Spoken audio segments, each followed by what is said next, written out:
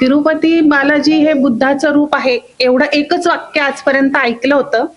पण जे त्यांनी स्पष्टीकरण केलं, त्यांच्या ज्या 7 स्टेजेस त्यांनी दाखवल्यात कलर मार्फत किंवा ज्ञानज्योत जी त्यांनी दाखवली त्याचं स्पष्टीकरण त्यांनी केलं आणि त्यामुळे ते चित्र आम्हाला अगदी पूर्णत्वाने समजलं. Everyone, please follow, like, share, comment and subscribe the Samyak Kranti channel. Thank you.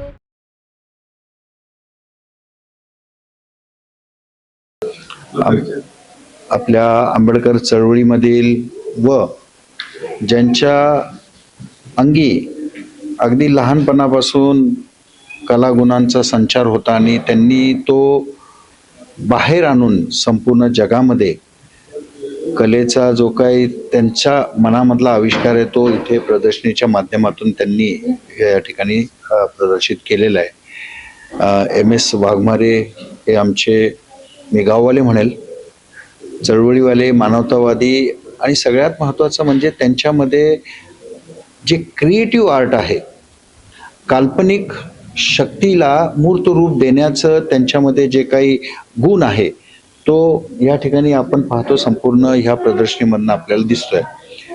अगदी फाईन आर्टपासून जे आत्ताचं आहे तर पुराणकालीन जे काही बौद्ध इतिहास आहे किंवा ह्या भारतामधला भारताच्या मातीत जन्मलेला जो इतिहास आहे जो त्यांनी नुसते कल्पनेतनं नाही तर त्यांनी वाचन करून पाहून जाऊन तिथे ते सगळं अनुभवला, तो एकाच आपल्या चित्रकलेमध्ये या ठिकाणी आपल्याला पाहायला मिळतो. पाठीमागे तिरुपती बालाजीचं जे आत्ता त्याच्यामध्ये मंदिर आहे तिरुपती म्हणजे इतिहास हा त्यांनी या ठिकाणी थेरोपती केले.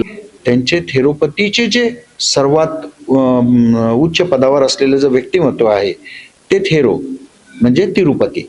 तर तिरुपती बालाजी मधले हे भगवान गौतम बुद्धाचंच रूप आहे ते. आणि ते का भगवान गौतम बुद्धाचं रूप जे आहे त्यालाही त्यांनी logical answering with all evidences हे त्यांनी या ठिकाणी आता दाखवलेलं आहे. बुद्धांचं हे 80% लोकांना माहित आहे पण कोण बोलू शकत नाही. हे खरे म्हणजे बौद्धांमध्ये थेरोपती म्हणतात. थेरोपती म्हणजे थेरो लोकांचं पती, थेरो असतात, महाथेरो असतात.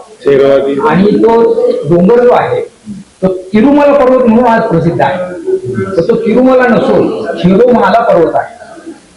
याचे पुरावे माझ्याकडे सगळे आहेत, पुस्तकं आहेत, लेण्यांमधली मधली मूर्ती आहे. ही सगळी मूर्ती लेण्यांमधलीच आहे, फक्त मी कॉम्बिनेशन केलंय. आणि हे जे तुम्हाला दिसते ना रंगीत ढग दिसत आहेत तर ते 7 ढगाचे थर आहे.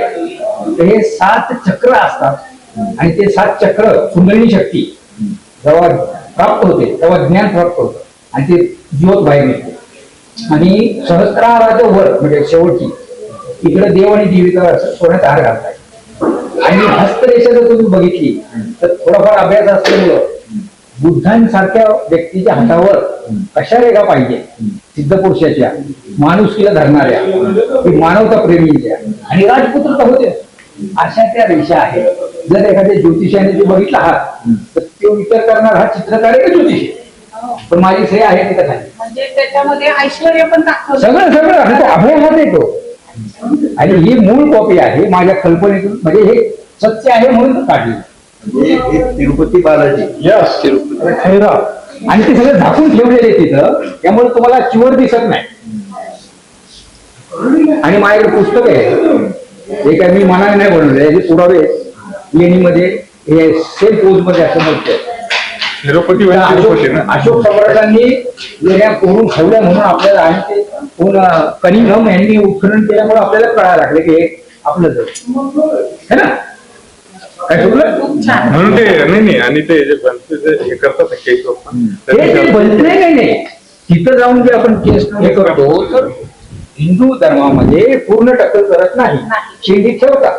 पण इथं गेल्यानंतर काय होतं तिथं बौद्ध दीक्षा जे घेतात ते ही जुनी परंपरा आहे. दीक्षा घ्या तिथे गेल्यावर आणि ही लोकांना असं अभ्यास नाही पाहिजे. आणि ती जी भूमी आहे तिथे हे थेरोपती बुद्ध आणि जे लोक असतात त्यांनी फार मोठमोठी तपस्या केली, त्यांचे त्या ठिकाणी पाऊल लागलेले आहे, त्यामुळे ती जागा पवित्र झालेली आहे. आणि माझ्या अभ्यासानुसार आणि हे पुस्तक आहे तिथल्याच जे सगळ्या लिहिलेले आहे तिरुपती तिरुमलामधल्या त्या बुद्ध मंदिरात आहे तिरुपती मंदिरामध्ये अजून पण लाईट लावत नाही समय असं पाहिजे आणि असं मंदिर तरी तुम्ही बघितलंय का की ज्याचा गाभारा आहे तेवढी मूर्ती आहे. जो गाभारा तर ते पाच दरवाजाच बंद करून टाकायचं. तर मागच्या बाजूला भिंतीवर पाली भाषेमध्ये संपूर्ण लक्ष्मी हे मंत्र शब्द लिहिलेले आहे. लक्ष्मी प्राप्ती कशी करायची सगळे पाली भाषेत लिहिले. हो आम्ही गेलोच नाही अजून तिरुपती. मी 5 वेळा जाऊन आलेलो आहे पण ते पत्रा लावून सगळं झाकून ठेवलेलं आहे. मंदिराच्या बाहेरून पण बौद्ध नक्षी आहे. केस काढतात ते म्हणजे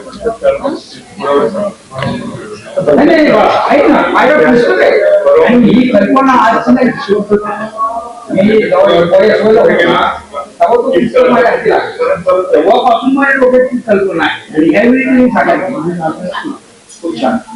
तुम्ही इतकं सगळं डिटेल मध्ये सांगितल्यामुळे आम्हाला उलगडा झाला त्याचा. हा आणि हे जे आम्ही बघून गेलो असतो की अरे वा, गौतम बुद्धांचं आता बघा डॉक्टर साहेबांना पण थोडं माहिती होईल की आपले शरीरामध्ये चक्र असतात. मूलाधारापासून स्वाधिष्ठान अनाहत जे काय असतं हे सहस्त्रहार जो कुंडली शक्ती जागृत करतो एक एक एक एक टप्पा वर जात असतो जागृत म्हणजे काही एका दिवसात होत नाही. तर ते 7 चक्राची 7 रंग आहेत हे मी माझ्या मनाने ठरवलेले. त्या चक्राच्या पॉइंटचा तो रंग आहे. कुठल्या चक्राला कुठला रंग आहे त्याला अर्थ आहे. अष्टांगिक नाही नाही अष्टांगिक मग ही कुंडली शक्ती जागृत आणि सहस्त्रार वरचा हा सहस्त्रार असतो. इथं अमृताचा वर्ष होतो खऱ्या सिद्ध पुरुषांना आणि ते ज्ञान जो बाहेर येते वर पांढऱ्या रंगाची आणि गोल्डन आभा आहे. हे जी गोल्डन आभा आहे बघा बाजूने अशी जी बाजूने आभा असते त्याला ओरा म्हणतो आपण. आणि आज सायंटिस्ट लोक पण ओराचं टेस्टिंग करतात ओरा स्कॅनिंग करतात. तर आपणही करू शकतो.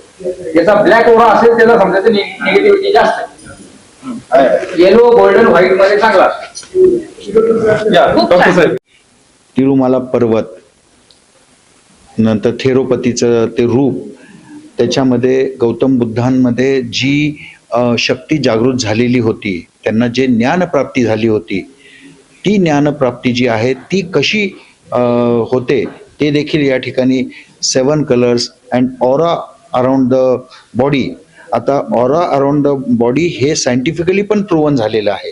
म्हणजे आपण पाहतो की मॉडर्न ट्रीटमेंटमध्ये सायकोलॉजिकल ट्रीटमेंट देत असताना तुमच्या बुद्धीमधनं पॉझिटिव्ह आणि निगेटिव्ह वेव्ज येतात आणि ते पॉझिटिव्ह आणि निगेटिव्ह वेव्ज किंवा पॉझिटिव्ह आणि निगेटिव्ह एनर्जीज ज्या आपल्या येतात त्यामध्ये आपल्या शरीराच्या भोवती एक ऑरा तयार होतो आणि तो ऑरा हा पॉझिटिव्ह का निगेटिव्ह ते कळतं आणि त्या ऑऱ्याचं संपूर्ण रूप जे आहे ते तथागतांच्या बौद्ध रूपामध्ये आपल्याला दिसतं. जे काही महापुरुष झालेले आहेत ते प्रत्येक महापुरुषामध्ये अशा प्रकारचं रूप आणि ऑरा आपल्याला दिसतो. ते आमचे सहकारी वाघमारे साहेबांनी या ठिकाणी दाखवलेलं आहे आणि खरा इतिहास हा जनतेसमोर कलेच्या माध्यमातून दाखवायचा त्यांनी एक प्रामाणिकपणे जो प्रयत्न केलेला आहे त्याला मी खऱ्या अर्थाने या ठिकाणी सलाम करतो. एवढंच नाही तर त्यांच्याकडे इतरही अजून बरेच कला आहेत.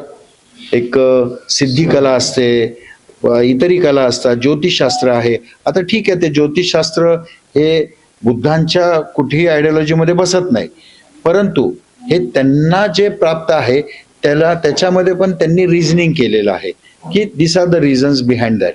तर अशा प्रकारचं एक कला असलेलं व्यक्तिमत्व हे पुण्यामध्ये आहे. ते आमच्या नात्यात आहे आणि महत्त्वाचं म्हणजे चळवळीतले आहे म्हणून एक सार्थ अभिमान आम्हा सगळ्यांना वाटतो. मी त्यांच्या ह्या एकूण प्रदर्शनीला मी शुभेच्छा देतो. अशा प्रकारचंच कार्य त्यांचं पुढं चालत राहो. त्यांनी त्यांच्या कल्पनाशक्तीच्या माध्यमातून या भारत देशातला खरा इतिहास आणि कलेमधलं जे काही वेगवेगळे रूप आहेत ते असेच वारंवार प्रदर्शित करत राहो असं मी या ठिकाणी तथागतांच्या चरणी या ठिकाणी प्रार्थना करतो. मॅडम बोलतील 2 शब्द. महिलांमध्ये कलाची खूप कदर असते त्यामुळे काय सर्वांना सप्रेम जय भीम. आज इथे फाईन आर्ट स्टुडिओ तर्फे माननीय MS वाघमारे महाराज यांचं आज मी प्रदर्शन पाहायला आले, चित्रशिल्प प्रदर्शन. आणि मला ते खूप आवडलं खरं म्हणजे मी काही चित्रकलेची विद्यार्थिनी नाही, पण ज्या प्रकारे सरांनी आता प्रत्येक चित्राचं विश्लेषण केलं की त्यांनी ते चित्र कुठल्या कशा प्रकारे काढलेलं आहे आणि ते किती, आणि काही व्यक्तिचित्र पण त्यांनी काढलेली आहेत, काही काय म्हणतो पुतळे पण त्या मूर्त्या पण त्यांनी केलेल्या आहेत. खूप छान वाटलं ते बघून आणि प्रत्येक गोष्टीला त्यांनी आम्हाला समजून सांगितलं, कारण प्रत्येक पाहणारा व्यक्ती हा काही त्या शाखेतला पदवीधर नसतो, पण एक आवड आणि जे डोळ्याला भावतं ते अतिशय सुंदर आणि उत्कृष्ट असं त्यांनी इथे हे चित्र काढलेले आहेत. आणि मला त्यातल्या त्यात जे महामायांचं त्यांनी चित्र काढलेलं ते खूप आवडलं. आणि आत्ताच डॉक्टरांनी सांगितलं की तिरुपतीचं जे त्यांनी विश्लेषण आम्हाला सांगितलं ते खूप प्रेरणादायी होतं आणि जे आम्हाला इतकं पूर्णत्वाने माहिती नव्हतं.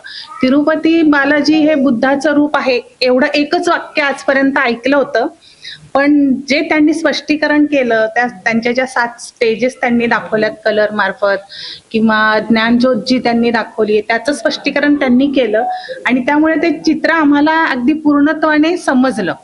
त्याचप्रमाणे महामायाचं पण त्यांनी खूप छान तिथे चित्र काढलेलं आहे आणि तेही मला फार भावलं.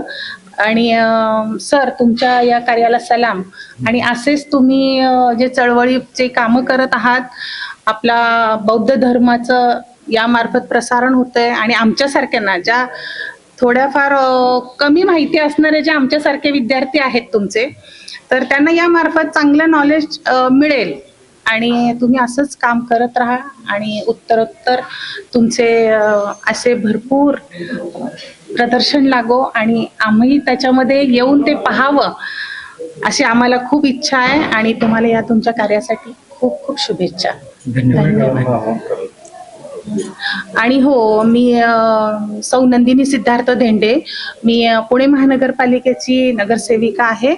तर मी पुण्यातील सगळ्या नागरिकांना मनापासून आवाहन करते आणि तुम्हाला सांगते की बालगंधर्व रंगमंदिर येथील कला दालनामध्ये स्वयंभू चित्रशिल्प प्रदर्शन याचं आयोजन करण्यात आलेलं आहे.